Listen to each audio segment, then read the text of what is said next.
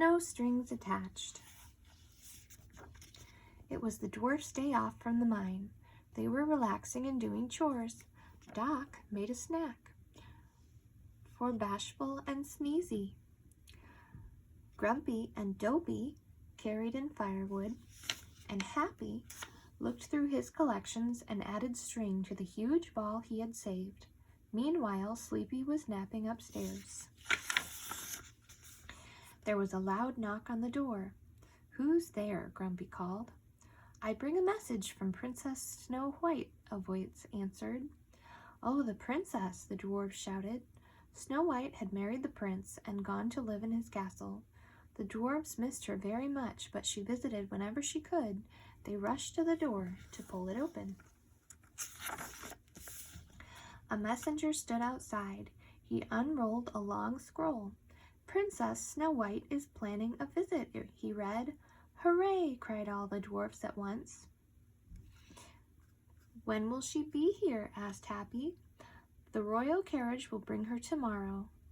"Tomorrow?" yawned Sleepy. "Let's get to work," said Grumpy. As the dwarfs prepared the cottage, they thought about Snow White's other visits. Bashful and Grumpy thought about the baskets of food she brought. Sleepy and Dopey remembered the bedtime stories she read to them. Doc and Sneezy thought about their relaxing long walks. Happy remembered the kind, useful gifts she had brought to them. "Snow White is so generous," Happy said to himself. "It's time we gave her something too. But what?" Happy liked to collect things. He had brought home small stones he had found and polished them until they sparkled. He collected feathers and pine needles, wood shavings, and wild flowers from the woods. He saved scraps of cloth for sewing, and he had been saving string for a long, long time. There's his ball of string. As Happy gazed at the sparkling stones, a picture of Snow White came to mind. He imagined her wearing a ball gown and a long necklace made of his stones, tied together with his saved string. "That's it," he exclaimed. Happy had just begun to work when Sleepy asked him what he was doing. "Oh, I'm making a gift for Snow White," Happy explained. "Oh, that's a good idea," said Sleepy, yawning.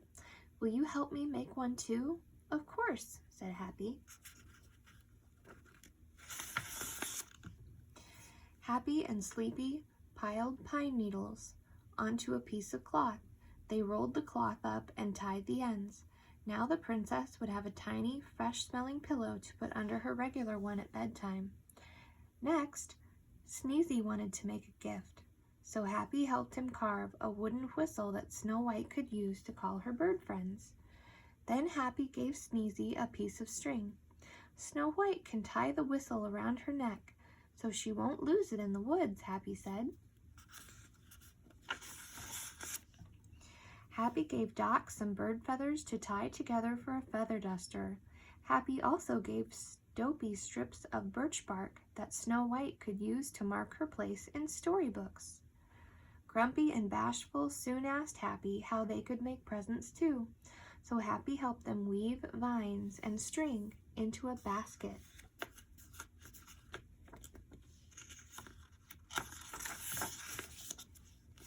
Before long, all the dwarves were making presents and decorating them with pieces of Happy string. All the dwarves were busy.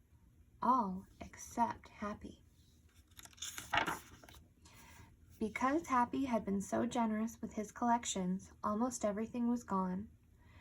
Only one short piece of string was left. Happy still had his box of sparkling stones, so even though there wasn't enough string for a necklace, maybe he could make a bracelet. That evening, all the dwarfs were tired.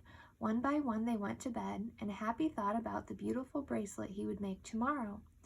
The next morning, Happy got ready to make the bracelet while the other dwarfs finished their gifts. Then, Doc told him that Bashful wanted string to wrap his present, but was too shy to ask. "Bashful is sad," said Doc. Happy wanted to be generous to Bashful. But if I give up the string, I won't be able to make my bracelet for Snow White, Happy thought. I want to help Doc, Happy said, but I've already given away everything except my sparkling stones and this little piece of string. Doc nodded. I know you've been very generous. Meanwhile, Snow White's royal carriage stopped before the cottage. She thanked the coachman and headed for the dwarf's door. But as Snow White passed a window, she heard Happy and Doc talking. She understood the hard choice Happy had to make and wanted to help. What would a princess do? I'll tell Happy that he has already given me the best present of all, Snow White decided. His gift is his generosity towards the other dwarves. But before she could knock on the door, she heard Happy say, Here, Doc, take this string. I want Bashful to be happy. Snow White waited a few minutes so Bashful could wrap his gift. Then she knocked. Hello, she called.